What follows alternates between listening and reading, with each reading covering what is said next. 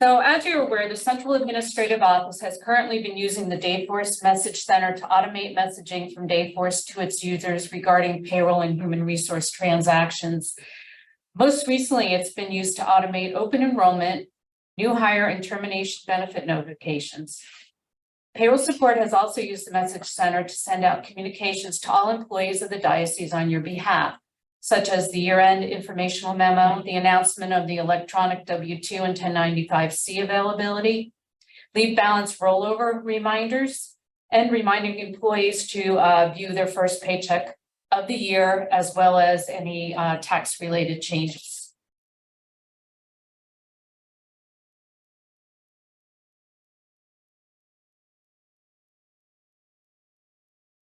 So as Terry had mentioned, during our year-end meeting, we announced that the ability would be granted to certain roles to initiate and send messages to their targeted staff within Dayforce.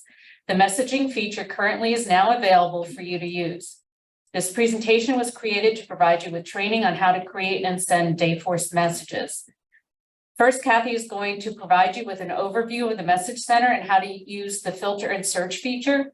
And then Cindy's going to go over how to create the messages. Finally, we'll address any questions you have, so please enter all questions in the Q&A feature. So now Kathy will go over the features of the Dayforce Message Center. Good afternoon. The Dayforce Message Center can be accessed by clicking on the envelope icon on the upper right-hand corner of your Dayforce screen. This is where you'll go to read and send messages to other Dayforce users or to retrieve your generated Dayforce reports. Depending on your role in Dayforce, the Message Center will allow you to send messages to groups of employees or to individual employees.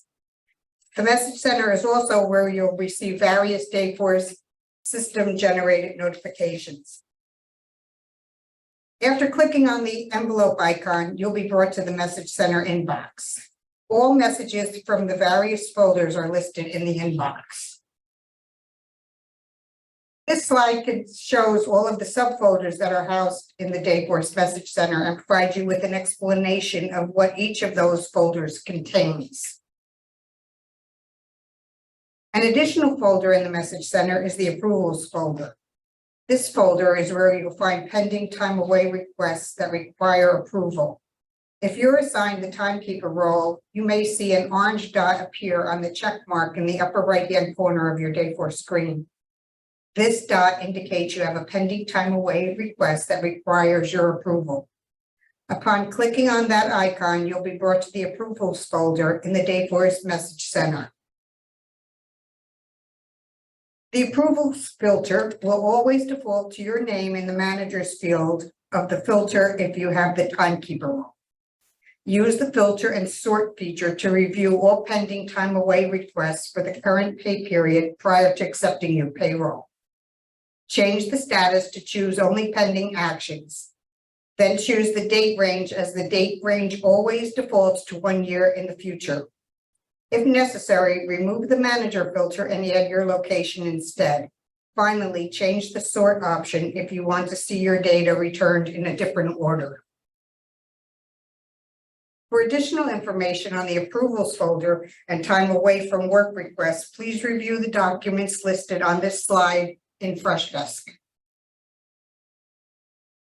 The Actions folder contains system-generated notifications that may require your attention. Some system-generated notifications are created by the employee when they submit the following forms: the name and address changes, state tax forms, or the employee confidential information form. These forms will not process until they are approved by the payroll processor. Submitted forms requiring your approval can also be seen as pending actions on the home page. We have created a new document entitled Dayforce Pending Actions, which can be found on Freshdesk. This document provides you with additional information on what to review prior to accepting employee submitted forms. The employee role in Dayforce has access to the Message Center. The employee role can receive messages, but they will not have access to create or initiate any messages. However, this role does have the ability to reply to a message sent to the employee within Dayforce. If the employee has verified their email address within Dayforce, they will also receive any sent messages to their email inbox. Replies made from their email box or outside of Dayforce will need to have the to field updated from notify@dayforce.com to the email address of the person who sent the message. Replies from email accounts will not be seen in Dayforce. Therefore, we recommend replies be made within the Dayforce Message Center. The timekeeper role has access to the Message Center as well as the ability to create and send messages to only the employees that they are assigned to in Dayforce. Like the employee role, the timekeeper role will be able to reply to messages within Dayforce and will also be sent these messages to their verified email account within Dayforce. The payroll processor role and the outsourced contact roles have access to the Message Center and have the ability to create messages or broadcasts to the employees assigned to their pay groups. Upon accessing the Message Center, the inbox view shows all messages for all subfolders. Clicking on any subfolder will narrow your view of messages to show only those messages in that folder. To further narrow your search, you can click on the search icon where you'll find additional filters. Please note that every type of message stays in your inbox indefinitely. Dayforce does not automatically purge the Message Center inbox for you. To manually delete messages, click on the message and click delete. The message will be moved to the trash folder. From there, you can click on the empty button to purge the message. Now Cindy will go over how to compose a message.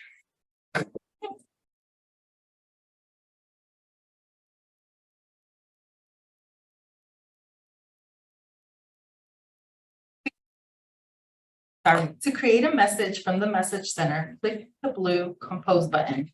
A drop-down list will appear.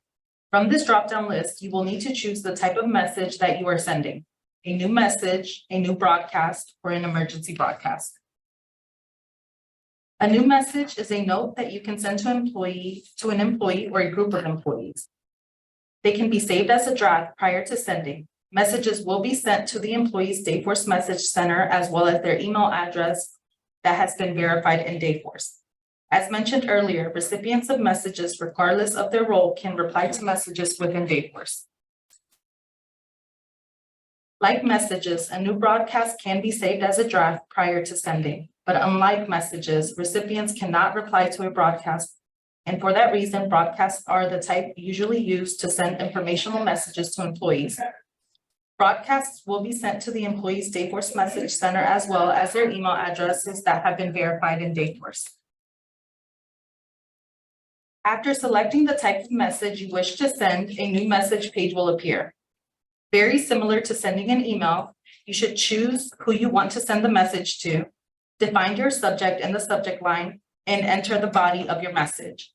You can then choose to send the message, save it as a draft, or cancel the message.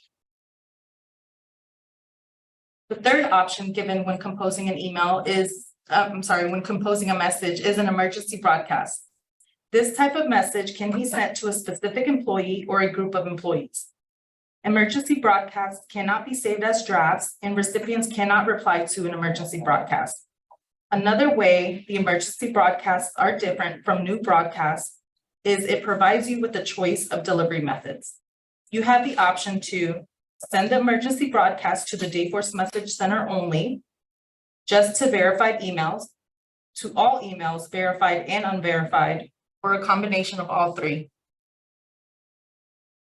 This is an example of an emergency broadcast template.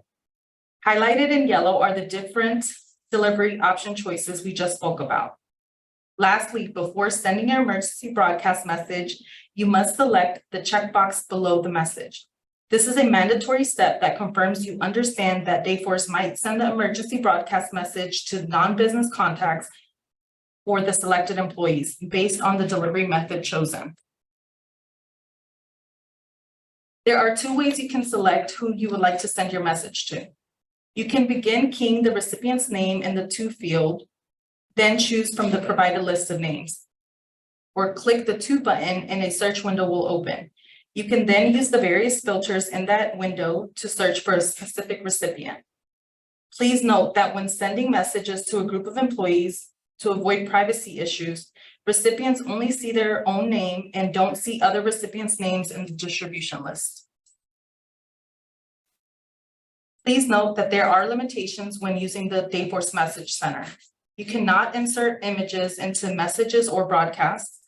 You cannot attach documents to messages or broadcasts, and replies to messages should be sent within Dayforce only. A recording of this Dayforce Message Center webinar will be posted to Freshdesk in a few days. We will notify you once it has been posted. A copy of this PowerPoint presentation and the 2 new documents entitled Dayforce Message Center and Dayforce Pending Actions have been posted to Freshdesk. Are there any questions? We have one question. Okay. 2 actually. Can an employee who receives a message that was sent to a group of employees only reply to the sender or the entire group? Only to the sender, because they can't see to the sender, yeah. Yeah, because you won't be able to see the other recipients. You will only be able to see the name of the sender. I think the only option there is reply, not reply at all. Right. The next question is, can you create groups of contacts, like a distribution list? Yeah, from that filter, like you can save or Can you you create a mean group of people that are contacts? outside of Dayforce? No. They have to be listed within Dayforce.